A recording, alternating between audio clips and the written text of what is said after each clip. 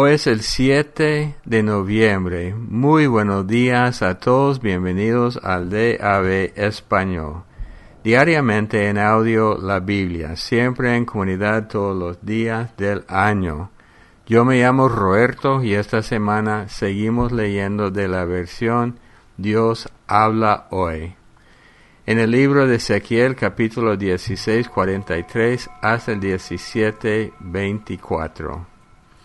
Siempre viendo la profecía de esos hombres, estoy anticipando el día en la vida que sigue para platicar con ellos.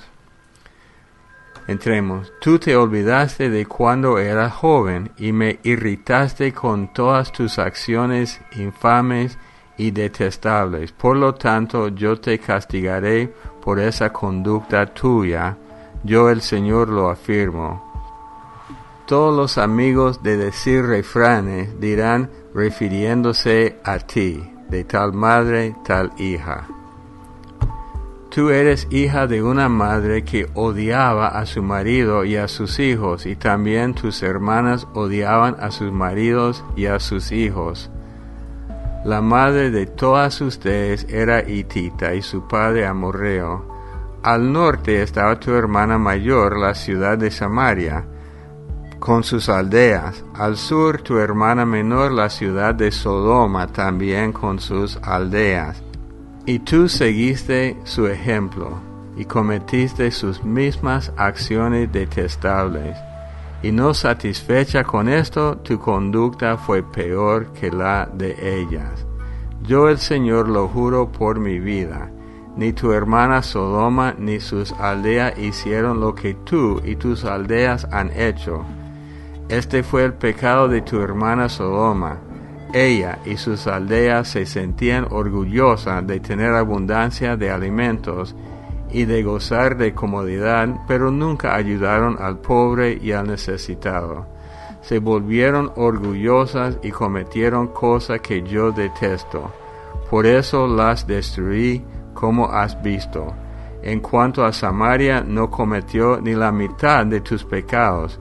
Tú has hecho más cosas detestables que ellas, tantas que a tu lado ellas parecen inocentes. Tú tendrás que soportar tu humillación, pues al cometer pecados más detestables que tus hermanas, las hiciste parecer inocentes. Tú tendrás que sufrir esa vergüenza y soportar tu humillación, pues hiciste parecer inocentes a tus hermanas. Yo devolveré la prosperidad a Sodoma y Samaria y a sus aldeas, y también a ti volveré a darte prosperidad. Pero tendrás que soportar tu humillación y avergonzarte de lo que hiciste, con lo cual tú serás para ella motivo de consuelo. Y cuando Sodoma y Samaria y sus aldeas vuelvan a ser lo que antes fueron, también tú y tus aldeas volverán a serlo. Tú te burlabas del castigo de tu hermana Sodoma, cuando te sentías tan orgullosa y todavía no se había puesto al descubierto tu maldad. Pero ahora las ciudades edomitas y filisteas, todas tus vecinas, te insultan. Todo el mundo te desprecia. Ahora tienes que soportar el castigo de tus acciones malas y detestables. Yo, el Señor, lo afirmo. Yo, el Señor, digo, te voy a dar tu merecido, pues faltaste a tu juramento y no cumpliste la alianza. Pero yo sí me acordaré de la alianza que hice contigo cuando eras joven, y haré contigo una alianza eterna. Cuando yo te dé como hijas a tu hermana mayor y a tu hermana menor, a pesar de que la alianza no me obliga a ello, tú te acordarás de tu conducta pasada y sentirás vergüenza. Yo renovaré mi alianza contigo y reconocerás que yo soy el Señor. Tú te acordarás y sentirás tanta vergüenza y humillación que no volverás a abrir la boca cuando yo te perdone todo lo que has hecho. Yo el Señor lo afirmo. Capítulo 17. El Señor se dirigió a mí y me dijo: Tú, hombre, propon al pueblo de Israel una comparación. Diles: esto dice el Señor: un águila enorme llegó al Líbano. Sus alas eran grandes y de mucho alcance, cubiertas de plumas de muchos colores. Agarró la punta de un cedro, cortó la rama más alta y fue a plantarla en un país de comerciantes, en una ciudad de mucho comercio. Luego tomó de la tierra una semilla y la sembró en un terreno cultivado, a la orilla de un arroyo con agua abundante. La semilla nació y se convirtió en una vid frondosa, y aunque era poca su altura, dirigió su rama hacia el águila mientras hundía sus raíces en la tierra. Se convirtió en una vid, produjo retoños y echó ramas. Pero había otra águila enorme, de grandes alas y abundante plumaje. Entonces la vid dirigió sus raíces y tendió sus ramas hacia esta águila, para que le diera más agua lejos del lugar donde estaba plantada. Sin embargo, estaba plantada en buena tierra, junto a agua abundante, donde podía echar ramas y dar fruto y convertirse en una vid hermosa. Dile pues de mi parte: esto dice el Señor: esta vid no prosperará. El águila primera le arrancará las raíces y le hará caer los frutos. Con poco esfuerzo y sin mucha gente, la arrancará de raíz, y se secarán todos sus nuevos retoños. Aunque la trasplanten, no retoñará. Se secará al soplar sobre ella el viento del este. Se secará en el lugar donde debía retoñar. El Señor se dirigió a mí y me dijo: pregunta a este pueblo rebelde si saben lo que significa esta comparación. Diles: el rey de Babilonia vino a Jerusalén e hizo prisioneros al rey de Judá y a sus funcionarios, y se los llevó con él a Babilonia. Luego tomó a un príncipe de la familia real e hizo un pacto con él, obligándolo a jurarle fidelidad, y se llevó a la gente importante del país para que Judá fuera un reino débil, incapaz de levantarse, aunque dispuesto a cumplir ese pacto y a mantenerlo en vigor. Pero este príncipe se rebeló contra el rey de Babilonia y envió embajadores a Egipto para pedir caballos y hombres en gran cantidad. ¿Creen ustedes que después de eso podrá tener éxito y escapar con vida? ¿Puede escapar con vida quien no cumple un pacto? Yo, el Señor, juro por mi vida que morirá en Babilonia el que se burló del juramento y no cumplió el pacto que hizo con el rey que lo puso en el trono. Cuando el rey de Babilonia lo ataque y construya rampas y muros alrededor de la ciudad y mate a mucha gente, el faraón no enviará en su ayuda un poderoso ejército, ni gran cantidad de gente, pues él se burló del juramento y no cumplió el pacto. Se había comprometido y sin embargo ha hecho todo esto. Por eso no podrá escapar con vida. Yo, el Señor, lo juro por mi vida. Él se burló del juramento que me hizo y no cumplió la alianza que había hecho conmigo. Por eso yo le voy a pedir cuentas. Voy a echar sobre él mis redes y lo atraparé en ellas. Lo llevaré a Babilonia y allá lo someteré a juicio por haberme sido infiel.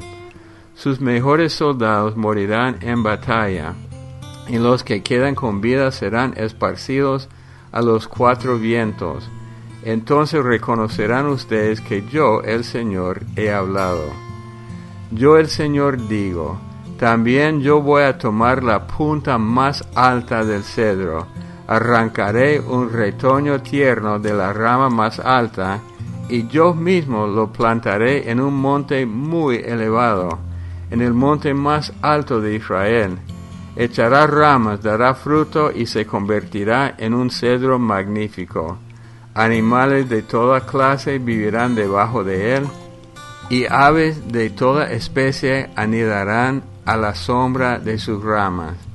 Y todos los árboles del campo sabrán que yo soy el Señor. Yo derribo el árbol orgulloso y hago crecer el árbol pequeño. Yo seco el árbol verde y hago reverdecer el árbol seco. Yo el Señor lo digo y lo cumplo. Hebreos capítulo 8. Lo más importante de lo que estamos diciendo es que nuestro sumo sacerdote es de tal naturaleza que se ha sentado en el cielo a la derecha del trono de Dios y oficia como sacerdote en el verdadero santuario, el que fue hecho por el Señor y no por los hombres. Todo sumo sacerdote es nombrado para presentar ofrendas y sacrificios, y por eso es necesario que Jesucristo también tenga algo que ofrecer. Si Él estuviera en la tierra, ni siquiera sería sacerdote, pues aquí ya hay sacerdotes que presentan las ofrendas mandadas por la ley de Moisés. Pero estos sacerdotes prestan su servicio por medio de cosas que no son más que copias y sombras de lo que hay en el cielo. Y sabemos que son copias porque cuando Moisés iba a construir el santuario, Dios le dijo: pon atención y hazlo todo según el modelo que te mostré en el monte. Pues nuestro sumo sacerdote, que ha recibido un ministerio sacerdotal mucho mejor, es mediador de una alianza mejor, basada en mejores promesas. Si la primera alianza hubiera sido perfecta, no habría sido necesaria una segunda alianza. Pero Dios encontró imperfecta a aquella gente y dijo: el Señor dice, vendrán días en que haré una nueva alianza con Israel y con Judá. Esta alianza no será como la que hice con sus antepasados, cuando los tomé de la mano para sacarlos de la tierra de Egipto. Y como ellos no cumplieron mi alianza, yo los abandoné, dice el Señor. La alianza que haré con Israel después de aquellos días será esta, dice el Señor. Pondré mis leyes en su mente y las escribiré en su corazón. Yo seré su Dios y ellos serán mi pueblo. Ya no será necesario que unos a otros, compatriotas o parientes, tengan que instruirse para que conozcan al Señor, porque todos me conocerán, desde el más pequeño hasta el más grande. Yo les perdonaré sus maldades y no me acordaré más de sus pecados. Cuando Dios habla de una nueva alianza es porque ha declarado vieja a la primera, y a lo que está viejo y anticuado poco le falta para desaparecer. Salmo 106, del 13 al 31. Pero muy pronto olvidaron los hechos de Dios y no esperaron a conocer sus planes. Allá en la soledad del desierto pusieron a prueba a Dios, exigiéndole que les cumpliera sus deseos. Y Dios les dio lo que pidieron, pero les mandó una enfermedad mortal. En el campamento tuvieron envidia de Moisés y también de Aarón, el consagrado del Señor. Entonces se abrió la tierra y se tragó a Datán y también a la pandilla de Abirán. El fuego ardió contra todos ellos, las llamas quemaron a los malvados. En el monte Horeb hicieron un becerro, un ídolo de oro fundido, y lo adoraron. Cambiaron al Dios glorioso por la imagen de un buey que come hierba. Olvidaron a Dios su Salvador, que había hecho grande cosa en Egipto, que había hecho maravillas en el país de Cam, y cosas sorprendentes en el Mar Rojo. Dios habló de destruirlos, pero Moisés, su escogido, se interpuso y calmó el furor de Dios, evitando que los destruyera. Más tarde despreciaron un país hermoso y no creyeron en las promesas de Dios. Dentro de sus tiendas hablaron mal del Señor y no obedecieron sus órdenes. Entonces él levantó la mano y le juró que los haría morir en el desierto, que haría morir a sus descendientes y los dispersaría entre las naciones paganas. Se hicieron esclavos de Baal Peor y comieron de lo sacrificado a dioses sin vida. Con sus malas acciones provocaron a Dios y se extendió una plaga entre ellos. Pero Fines se levantó y ejecutó al culpable, y así la plaga se detuvo. Y Dios le tomó en cuenta esa justa acción para siempre y de padres a hijos.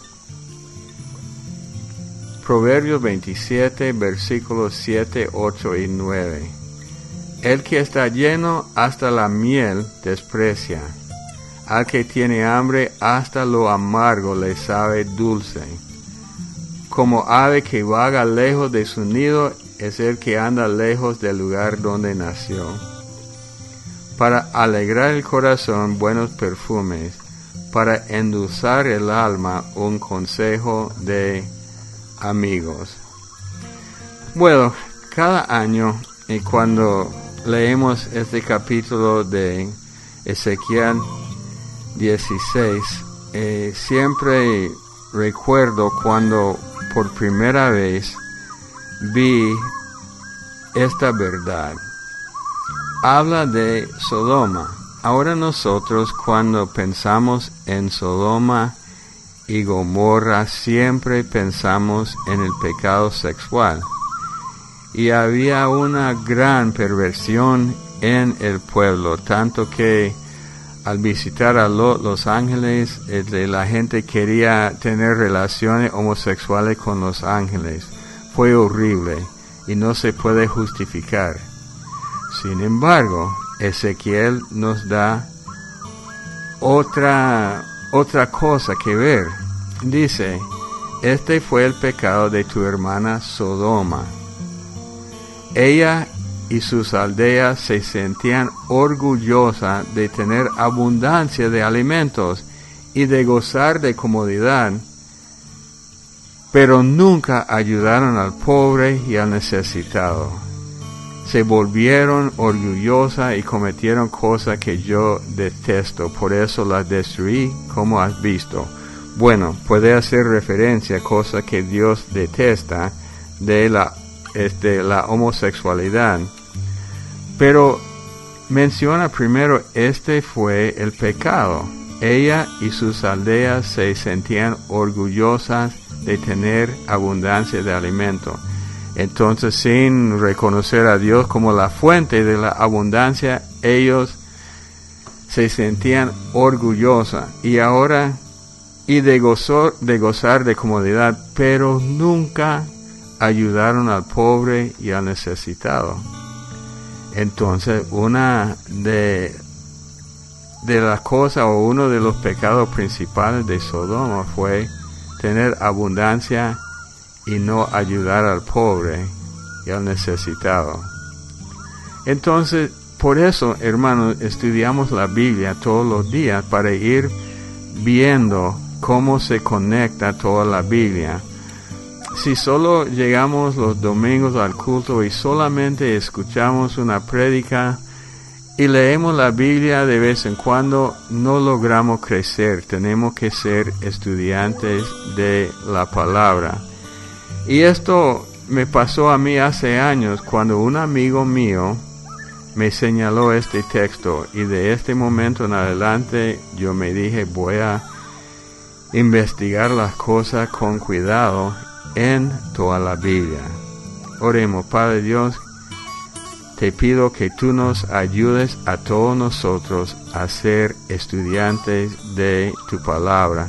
Claro, tenemos que testificar, claro, tenemos que orar por otros, claro, queremos llevar a la gente a Cristo, pero no queremos ser ignorantes de lo que tú nos estás diciendo en tu palabra. Ayúdanos, Señor, en el nombre de Cristo Jesús. Amén.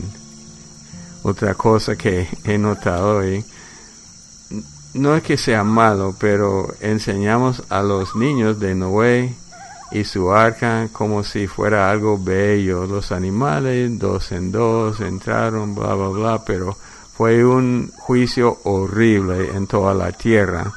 Entonces, cuando damos clase a los chicos de Noé, hablamos de lo bueno, como Dios salvó y como Dios mismo llamó a los animales a entrar en el arca, pero también, sin ser groseros, explicamos que fue por el juicio de Dios. Bueno, estoy saliendo del tema.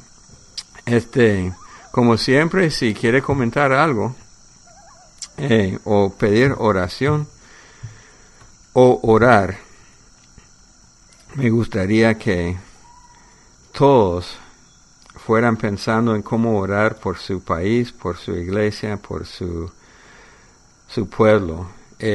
Para dejar su mensaje a través de un número telefónico en Estados Unidos, Canadá y Puerto Rico, 877-212-1815, en México 55-4170-7522, y a través de la aplicación WhatsApp, el número es más 505-8177-3708. Los amamos mucho, que Dios los bendiga y hasta el día de mañana. Buenos días, hermanos en Cristo. En cuanto a la lectura del 4 de noviembre y de Hebreos 6, y estos versículos que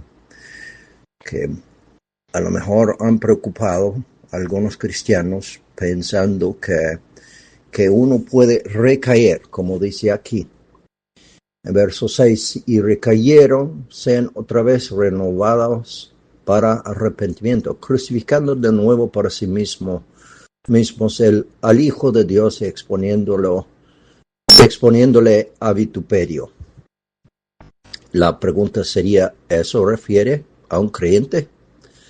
Bueno, si es así, entonces vemos aquí que es imposible ser renovado. Una vez uno caído, no puede regresar.